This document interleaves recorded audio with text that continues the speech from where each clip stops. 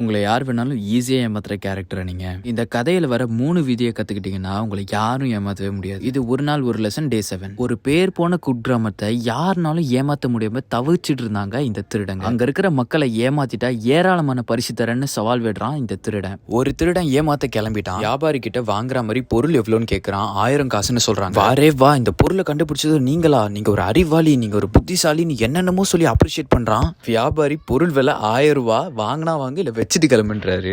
அடுத்த முயற்சிக்கு கிளம்பிட்டான். இங்க ஒரு சாதாரண கண்ணாடிய விலை உயர்ந்ததுன்னு சொல்லி ஒரு பணக்காரர்கிட்ட விற்க ட்ரை பண்றான். இதை வாங்காம விட்டுட்டா கிடைக்காதுன்னு அவரை ஃபீல் பண்ண வைக்கிறான். அந்த பணக்காரர் இதை சுத்தி சுத்தி பார்த்துட்டு, நான் இதை வாங்கிக்கிறேன், ஆனா இப்போ இல்ல, எனக்கு கொஞ்சம் நேரம் வேணும்னு சொல்லி அமுச்சு விட்டுறாரு. அட இதெல்லாம் செட் ஆகாது, நான் ஒரு துரோகத்தை செஞ்சுச்சோன்னு தேடுறான். அவர் ஒரு மரத்து கீழே உட்காந்துட்டு இருக்காரு. அவருக்கு ஆறுதல் சொல்லி நம்ம வச்சு ஏமாத்தலாம் திட்டம் போடுறான். அவர் எல்லாத்தையும் கேட்டுட்டு எந்திரிச்சு போயிட்டாரு. இதுல இருந்து நம்ம புரிஞ்சுக்க வேண்டியது, நம்மளை யாராச்சும் புகழ்ந்து பேசிட்டா உடனே அவங்களுக்கு அடிமையாயிடக்கூடாது. நம்மளை ஏமாத்தணும்னு நினைக்கிறாங்க. ஒரு டைம்ல நம்மள புகழ்ந்து பேசி நம்மள கவர் அப் பண்ண ட்ரை பண்ணுவாங்க. புகழ்ச்சியை சில டைம் நம்ம வார்த்தையா பார்த்தோம்னா நிறைய நேரம் நம்ம ஏமாற மாட்டோம். 2, எப்ப ஏற்பட்ட முடிவா இருந்தாலும் அதுக்கான டைமை கொடுத்து நம்ம எடுக்கணும். அந்த முடிவு அவ்வளவு உறுதியா இருக்கும். 3, நம்ம வீக்னஸ்ல ரொம்ப சோகமா இருக்கிறப்போ 3வது மனுஷங்களை சேர்த்துக்கவே கூடாது. இந்த சோகத்துக்கு இன்னொரு புது ரிலேஷன்ஷிப்பை தேடி நம்ம போகவே கூடாது. மீறி போனா அங்க நம்ம ஏமாறுவோம்.